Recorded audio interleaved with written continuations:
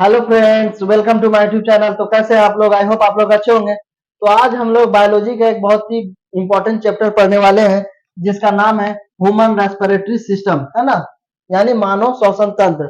ये काफी important chapter है क्योंकि इससे हर बार हर कॉम्पिटिटिव एग्जाम में 3 से 4 क्वेश्चन पूछा जाता है, चाहे आपका रेलवे का एग्जाम हो या फिर एसएससी का एग्जाम हो या फिर कोई अदर स्टेट का गवर्नमेंट जॉब का एग्जाम हो। तो हर कॉम्पिटिटिव एग्जाम में इस चैप्टर से 3 से 4 क्वेश्चन अक्सर पूछ लिया जाता है। तो आज हम लोग ह्यूमन रेस्पिरेटरी सिस्टम यानी मानव श्वसन तंत्र के बारे में हम लोग पढ़ेंगे। ठीक है। तो ह्यूमन रेस्पिरेटरी सिस्टम पढ़ने से पहले इससे जो जुड़ा हुआ बेसिक कॉन्सेप्ट है, ठीक है, जो बेसिक इंफॉर्मेशन है उसको हम लोग सबसे पहले समझेंगे, उसको हम लोग पहले पढ़ेंगे। उसके बाद ह्यूमन रेस्पिरेटरी सिस्टम हम लोग पढ़ेंगे। ठीक है। तो चलिए, इसमें सबसे पहला जो कॉन्सेप्ट आता है, पहला समझने की चीज है, वो है रेस्पिरेशन। ठीक है। पहला क्या है? रेस्पिरेशन यानी श्वसन क्या होता है, श्वसन हम किसे कहते हैं, what do you mean by respiration. ठीक है। तो रेस्पिरेशन जब तक हम लोग नहीं समझेंगे तब तक हम लोग ह्यूमन रेस्पिरेटरी सिस्टम को अच्छे से नहीं समझ सकते हैं। तो मानव श्वसन तंत्र को समझने के लिए सबसे पहले हम लोगों को श्वसन समझना होगा कि रेस्पिरेशन क्या होता है। ठीक है। तो रेस्पिरेशन का जो बेसिक डिफिनेशन है, ये है कि respiration A biochemical process by which living things produce energy from food. ठीक है। तो रेस्पिरेशन जो होता है, श्वसन जो होता है, एक प्रोसेस है जिसके मदद से जितने सारे लिविंग थिंग्स हैं, जितने भी जीव जंतु है, वो एनर्जी प्रोड्यूस करते हैं। ठीक है। उसी को रेस्पिरेशन कहते हैं यानी श्वसन कहते हैं। तो श्वसन क्या है? Respiration is a biochemical process by which a living things produce energy from food. श्वसन एक वह प्रक्रिया है जिसमें हर जीव जंतु एनर्जी यानी ऊर्जा का फॉर्मेशन करते हैं। ठीक है। उसी को रेस्पिरेशन कहा जाता है यानी श्वसन कहा जाता है। तो याद रखना। ठीक है।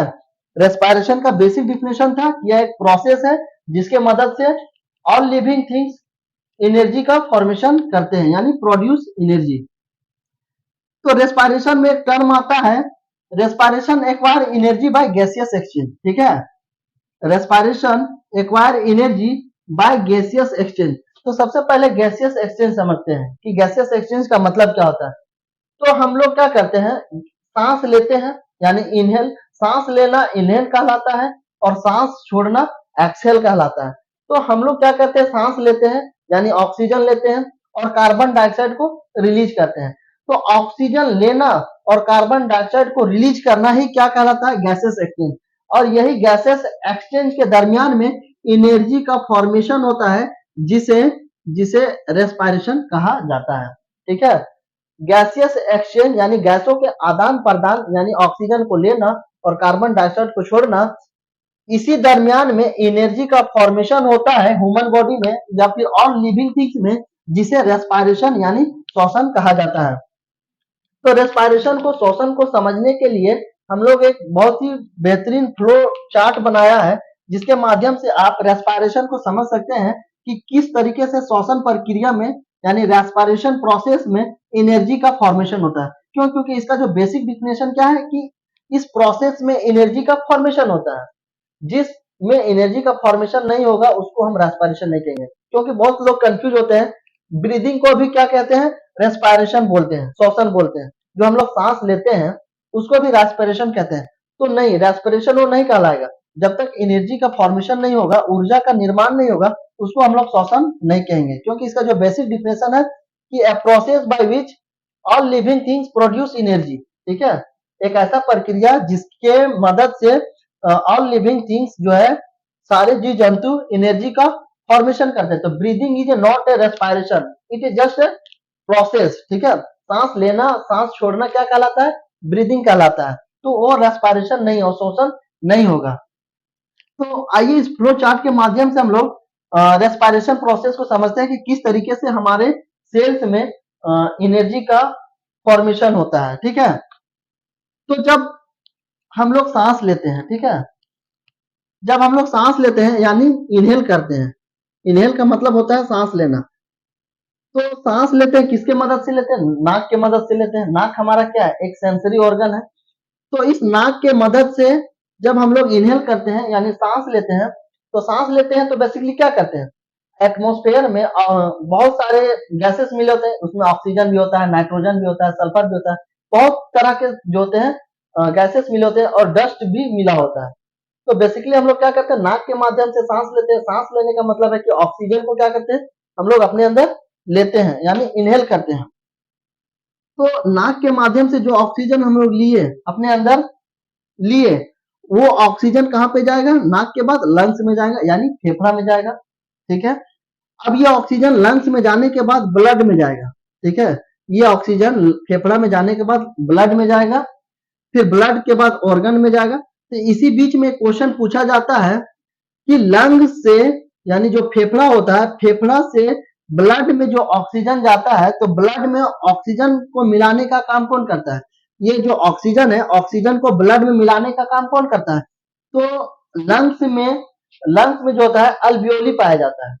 ठीक है, जिसे वायु कोष्ठक बोला जाता है। तो याद रखना, मैं बहुत इंपॉर्टेंट पॉइंट बता रहा हूं कि लंग्स में यानी फेफड़ा में अल्वियोली पाया जाता है। ठीक है, अल्वियोली पाया जाता है जिसे वायु कोष्ठक कहते हैं, जिसका मेन काम है कि इस ऑक्सीजन को ब्लड में मिलाना।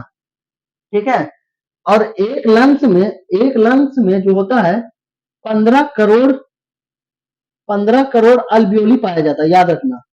ठीक है, ह्यूमन बॉडी में कितने लंग्स होते हैं, 2 लंग्स होते हैं, एक राइट और एक लेफ्ट। तो एक लंग्स में 15 करोड़ जो होते हैं अल्वियोली पाया जाता है, तो दोनों लंग्स में कितना होगा, दोनों लंग्स में जो है 30 करोड़ अल्वियोली पाया जाता है, जिसका काम है कि इस ऑक्सीजन को ब्लड में मिलाना। ठीक है, और ये ऑक्सीजन ब्लड से मिलने के बाद एक कंपाउंड बनाता है जिसका नाम होता है ऑक्सी हीमोग्लोबिन। ठीक है, ये भी क्वेश्चन पूछा जाता है कि ऑक्सीजन जो होता है ब्लड में मिलने के बाद एक कंपाउंड बनाता है जिसका क्या नाम है, ऑक्सी हीमोग्लोबिन। ठीक है, तो ये ऑक्सीजन जो था नाक के मदद से लंग में आया यानी फेफड़ा में आया, फिर ये फेफड़ा में अल्वियोली पाया जाता है जिसका काम है कि इस ऑक्सीजन को ब्लड में मिलाना। फिर ये ऑक्सीजन ब्लड में मिलने के बाद एक कंपाउंड बनाता है जिसको ऑक्सी हीमोग्लोबिन बोलते हैं। फिर ये ऑक्सीजन क्या होता है, ऑर्गन्स में पहुंचता है यानी हमारे अंग में पहुंचता है।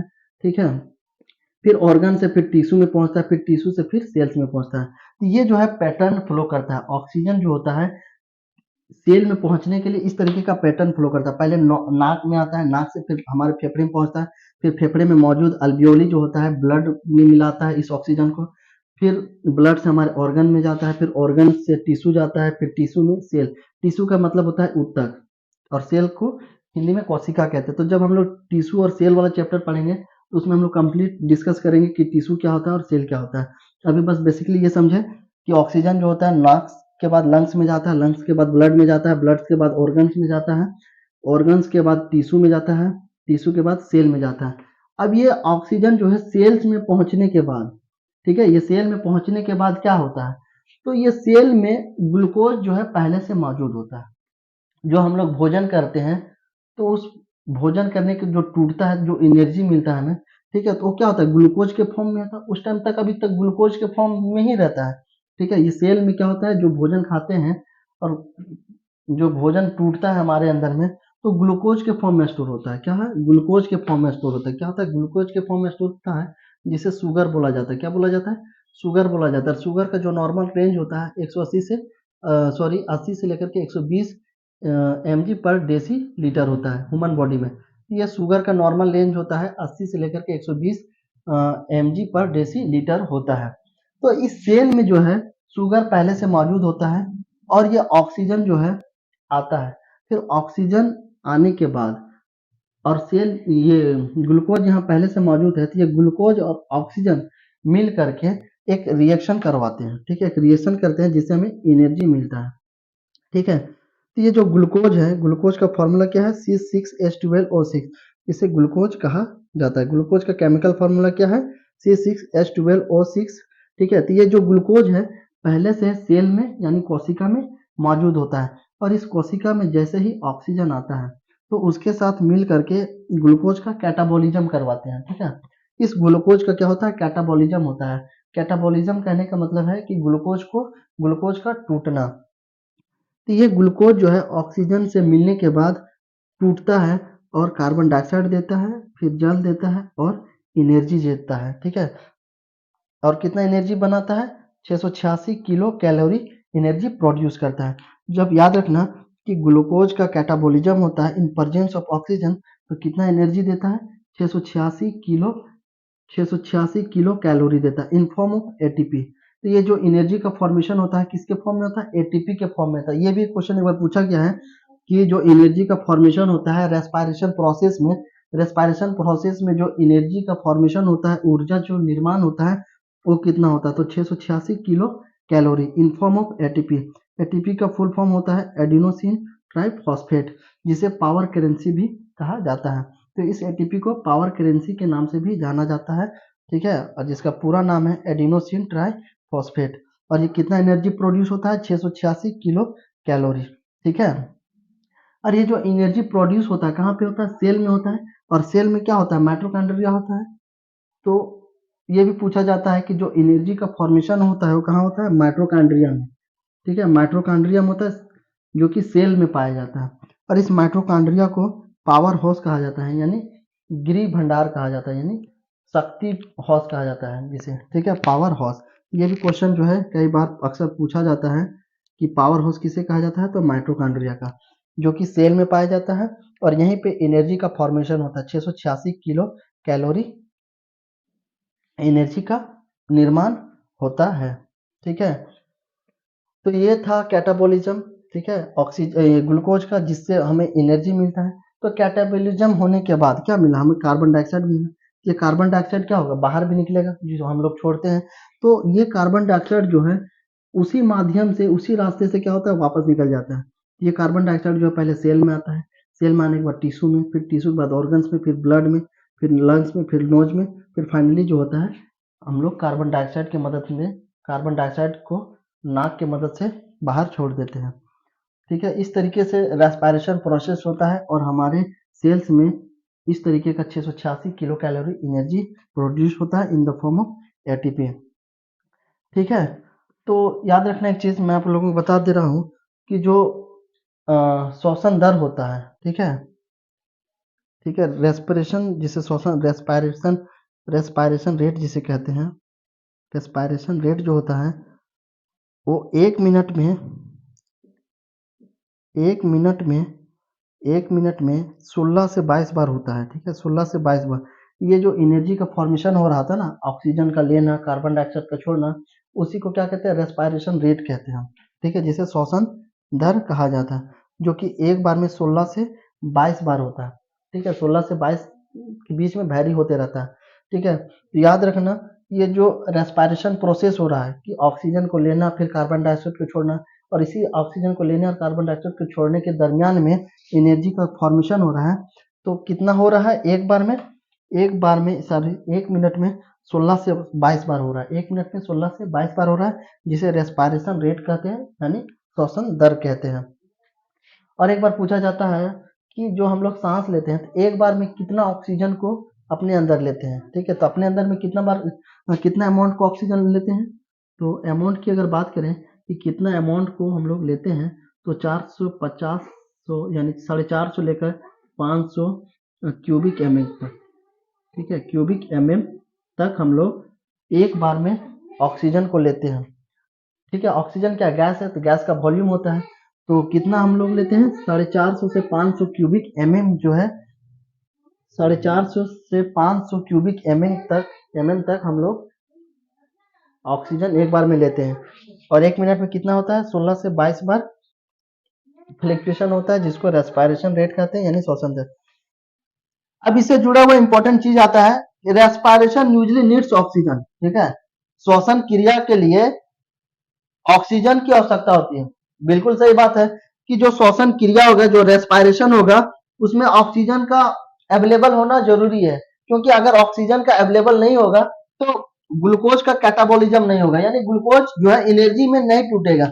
देख सकते थे कि यहाँ जो सेल था, पहले से तो एनर्जी था, पहले से क्या था, ग्लूकोज मौजूद था सेल्स में, लेकिन जैसे ही ब्लड के माध्यम से ऑक्सीजन आया, यानी इस सेल तक पहुंचा, और सेल से पहुंचने के बाद ग्लूकोज के साथ मिल करके क्या दिया, हमें एनर्जी बनाया, एनर्जी दिया। तो देख सकते हैं रेस्पायरेशन में, रेस्पायरेशन के लिए क्या है, ऑक्सीजन का होना बहुत ही अति आवश्यक है। It is a catabolic process.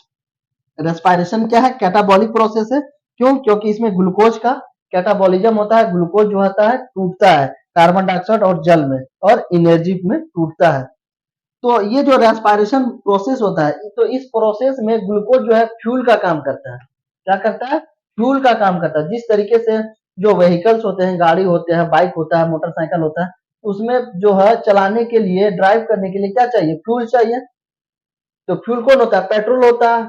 तो ठीक उसी तरीके से रेस्पायरेशन प्रोसेस में ग्लूकोज फ्यूल का काम करता है, एनर्जी यानी क्या उसको बोलते हैं, ईंधन का काम करता है। तो याद रखना, कैटाबॉलिक प्रोसेस में ग्लूकोज जो है ईंधन का काम करता है, फ्यूल का काम करता है। अब नेक्स्ट बात करते हैं third, it is a oxidation process. तो रेस्पायरेशन क्या है? ऑक्सीडेशन प्रोसेस है, यानी ऑक्सीकरण प्रक्रिया है। ये भी क्वेश्चन कभी कभी पूछा जाता है कि रेस्पायरेशन जो होता है वो ऑक्सीडेशन प्रोसेस है या फिर रिडक्शन प्रोसेस है। तो ये ऑक्सीडेशन प्रोसेस है, यानी ऑक्सीकरण प्रक्रिया है। क्यों? क्योंकि ये जो प्रोसेस हो रहा है ऑक्सीजन के प्रेजेंस में हो रहा है, और जो रिएक्शन, जो प्रोसेस ऑक्सीजन के प्रेजेंस में हो वो ऑक्सीडेशन प्रोसेस कहलाएगा, यानी ऑक्सीकरण प्रक्रिया कहलाएगा। तो इस तरीके से रेस्पायरेशन जो था, रेस्पायरेशन जो है ऑक्सीकरण प्रक्रिया है, यानी ऑक्सीडेशन प्रोसेस है, ना कि रिडक्शन प्रोसेस। तो याद रखना, ठीक है। तो ये था रेस्पायरेशन, और उससे जुड़ा हुआ जो भी था इंपॉर्टेंट चीजें कि हमारा एनर्जी का फॉर्मेशन कैसे होता है और किस माध्यम से होता है, ऑक्सीजन पहले कहाँ कहाँ से पहुंचता है, और फिर ऑक्सीजन पहुंचने के बाद किस तरीके का रिएक्शन होता है, किस तरीके का कैटाबॉलिज्म करवाता है ग्लूकोज का, वो हम लोगों ने देख लिया। अब नेक्स्ट बात करते हैं। तो चलिए अब हम लोग नेक्स्ट बात करेंगे ब्रीदिंग के बारे में, ना, कि ब्रीदिंग क्या होता है और कितने तरीके का ब्रीदिंग होता है, how many types of breathing. तो ब्रीदिंग किसे कहते हैं? बेसिकली ब्रीदिंग, सांस लेना और सांस छोड़ना ही क्या है, ब्रीदिंग कहलाता है। मान के चलिए हम सांस लेना और सांस छोड़ना ही क्या कहलाता है, ब्रीदिंग। ऐसा नहीं कि सांस लिए हम सांस छोड़े ही नहीं तो वो ब्रीदिंग कहलाएगा, वो ब्रीदिंग नहीं कहलाएगा। जिस प्रोसेस में सांस ले रहे हैं और सांस छोड़ रहे हैं उसी को ब्रीदिंग कहेंगे, यानी ऑक्सीजन का इनहेलिंग और कार्बन डाइऑक्साइड का एक्सहेलिंग करना, ठीक है, वही क्या है, ब्रीदिंग कहलाता है।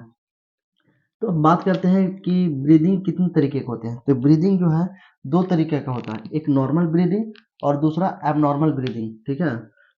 नॉर्मल ब्रीदिंग और एबनॉर्मल ब्रीदिंग जो है ये दो तरीके का ब्रीदिंग है, ठीक है। तो सबसे पहले समझते हैं कि नॉर्मल ब्रीदिंग क्या होता है, यानी नॉर्मल ब्रीदिंग किसे कहते हैं। तो देख सकते हैं नॉर्मल ब्रीदिंग जो है, नॉर्मल ब्रीदिंग में इनहेल करते हैं सबसे पहले, ठीक है। नॉर्मल ब्रीदिंग में इनहेल करते हैं, इनहेल का मतलब क्या होता है, सांस लेना, और एक्सहेल का मतलब सांस छोड़ना। तो नॉर्मल ब्रीदिंग में सबसे पहले इनहेल किया जाता है, यानी सांस लेते हैं, सांस लिए उसके बाद क्या किया, छोड़ दिए, ठीक है। उसके बाद कुछ देर का सेकेंड का पॉज लिए, उसके बाद फिर इनहेल किए, यानी फिर सांस लिए। जैसे समझ सकते हैं, जैसे हम लोग ह्यूमन बॉडी है ना, हम लोग क्या करते हैं, सांस लिए फिर छोड़े, सांस लिए फिर छोड़े, ठीक है। तो सांस लेने और सांस छोड़ने के बाद एक बीच में थोड़ा सा पॉज लेते हैं, सांस लिए फिर सांस छोड़े, उसके बाद कुछ सेकेंड का पॉज लेता है, यानी ब्रेक लेते हैं, उसके बाद फिर क्या करते हैं, इनहेल करते हैं, बिल्कुल ऐसे लिए फिर छोड़े, उसके बाद कुछ सेकेंड जो है रुके, उसके बाद फिर लिए। तो इस तरीके का जो ब्रीदिंग होगा वो नॉर्मल ब्रीदिंग कहलाएगा। जैसे पहले इनहेल किए फिर एक्सहेल किए, यानी सांस लिए फिर सांस छोड़े, उसके बीच में फिर थोड़ा सा गैप, कुछ सेकेंड के लिए रुके, उसके बाद फिर इनहेल किए, ठीक है। तो इस तरीके का जो नॉर्मल प्रोसेस, ब्रीदिंग प्रोसेस होगा वो नॉर्मल ब्रीदिंग कहलाएगा। अब एबनॉर्मल ब्रीदिंग की बात करें तो सबसे पहले इसमें इनहेल होता है, उसके बाद पॉज, उसके बाद फिर एक्सहेल करते हैं। तो ऐसे समझ, तो एबनॉर्मल जो होता है, एबनॉर्मल ब्रीदिंग, एबनॉर्मल वर्ड जो होता है कहीं पे भी अगर आपको देखने को मिले, एबनॉर्मल वर्ड बायोलॉजी में आपको कहीं पे भी देखने को मिले, इसका मतलब है कि उसमें एरर है, त्रुटि है, कुछ ना कुछ डिस्टर्बेंस है। तो एबनॉर्मल ब्रीदिंग में क्या होता है, सबसे पहले इनहेल होता है, उसके बाद कुछ सेकंड के लिए ब्रेक लेते हैं, यानी पॉज लेते हैं, उसके बाद फिर एक्सहेल करते हैं। जैसे बाबा रामदेव, बाबा रामदेव क्या करता है, सांस लेता है, फिर कुछ देर के लिए रुक जाता है, पॉज लेता है, उसके बाद छोड़ता है, ठीक है। तो एबनॉर्मल ब्रीदिंग वैसे ब्रीदिंग को कहते हैं जिसमें पहले सांस लिया जाता है, उसके बाद कुछ देर के लिए रुक रुका जाता है, यानी पॉज किया जाता है, उसके बाद फिर सांस छोड़ा जाता है, उसके बाद फिर इनहेल किया जाता है, यानी सांस लिया जाता है। इसी पैटर्न को फॉलो करता है, उसे एबनॉर्मल ब्रीदिंग कहते हैं। तो इसका जो है देखते होंगे आप लोग बाबा रामदेव को। बाबा रामदेव भी क्या करता है, पहले लंबा सा सांस लेता है। जब योगा करता है तो बाबा रामदेव दिखाता है कि पहले सांस लेता है, उसके बाद लंबे समय तक उसको रोक के रखता है, रोक के रखने के बाद फिर छोड़ता है। तो इस तरीके को ब्रीदिंग को एबनॉर्मल ब्रीदिंग कहते हैं। ठीक है, तो ह्यूमन रेस्पिरेटरी सिस्टम में हम लोग क्या पढ़े, ब्रीदिंग पढ़े। ब्रीदिंग के किस टाइप के होते हैं, कितने प्रकार होते हैं, ये हम लोगों ने पढ़ लिया। तो इसी में ह्यूमन रेस्पिरेटरी में एक आता है रेस्पायरेशन। ठीक है, रेस्पायरेशन रेट क्या होता है, रेस्पायरेशन रेट। ठीक है, रेस्पायरेशन रेट जिसे श्वसन दर भी कहा जाता है। किसे, जिसे क्या कहा जाता है, श्वसन दर। ठीक है, श्वसन दर कहा जाता है। तो ये जो श्वसन दर होता है, एक मिनट में एक मिनट में एक मिनट में 16 से 22 बार होता है। ठीक है, कितनी बार होता है, 16 से 22 बार होता है। हम लोग ह्यूमन बॉडी जो होते हैं एक बार में एक मिनट में 16 से 22 बार सांस लेते हैं, छोड़ते हैं, सांस लेते हैं, छोड़ते हैं। तो याद रखना, एक मिनट में कितने बार हम लोग रेस्पिरेशन प्रोसेस को करते हैं, 16 से 22 बार।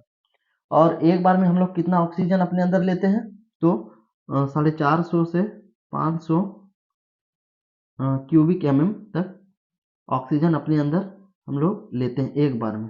ठीक है, तो रेस्पिरेशन रेट था ये कि एक मिनट में 16 से 22 बार हम लोग सांस लेते हैं और छोड़ते हैं, जिसको श्वसन दर कहा जाता है। और एक बार में हम लोग अपने अंदर ऑक्सीजन कितना लेते हैं, 450 यानी 450 से लेकर के 500 क्यूबिक एमएम के वॉल्यूम तक हम लोग ऑक्सीजन को अपने अंदर लेते हैं। तो अब हम लोग पढ़ेंगे नेक्स्ट ह्यूमन रेस्पिरेटरी सिस्टम। यहाँ तक तो जो भी था हम लोग बेसिक ह्यूमन रेस्पिरेटरी सिस्टम से हम लोगों ने पढ़ लिया, समझ लिया।